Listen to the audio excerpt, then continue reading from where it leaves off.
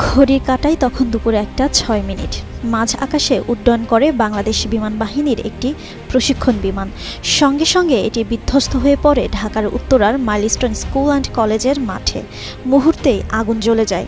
চোখের সামনে ঘটা এই ভয়াবহ ঘটনার বর্ণনা দেন সেখানকার এক শিক্ষার্থী। দশম শ্রেণীর ওই শিক্ষার্থী বলেন, আমাদের একটা পরীক্ষা ছিল। পরীক্ষা দিয়ে বের হয়ে দাঁড়িয়েছিলাম। তখন আগুন ধরা প্লেনটা আমার চোখের সামনেই বিল্ডিংয়ে আঘাত করেছে। ওই ঘটনায় তার এক বন্ধু নিহত হয়েছে বলেও জানান তিনি। বাংলাদেশের প্রথম 5D AI ইনভার্টার যুক্ত সর্বোচ্চ বিদ্যুৎ সাশ্রয়ী যমুনা এয়ার কন্ডিশন। বলেন, আমার একটা বেস্ট ফ্রেন্ড যে পরীক্ষার হলে একসঙ্গে ছিল, আমার চোখের সামনে মারা গেছে। ওই শিক্ষার্থী আরও বলেন, স্কুল গেটের ভেতরে অনেক অভিভাবক দাঁড়িয়েছিলেন আর ছোটরা বের হচ্ছিল ছুটির সময়।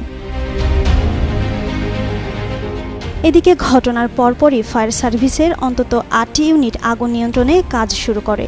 চারিদিকে ছড়িয়ে পড়ে আতঙ্ক, আহাজারি। জাতীয় বার্ন ইনস্টিটিউটে ভর্তি করা হয় অর্ধশতাধিক দগ্ধ শিক্ষার্থীকে।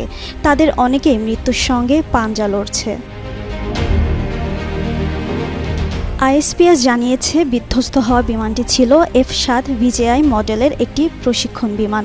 উড্ডয়নের কয়েক মিনিটের মধ্যে এটি নিয়ন্ত্রণ হারায়।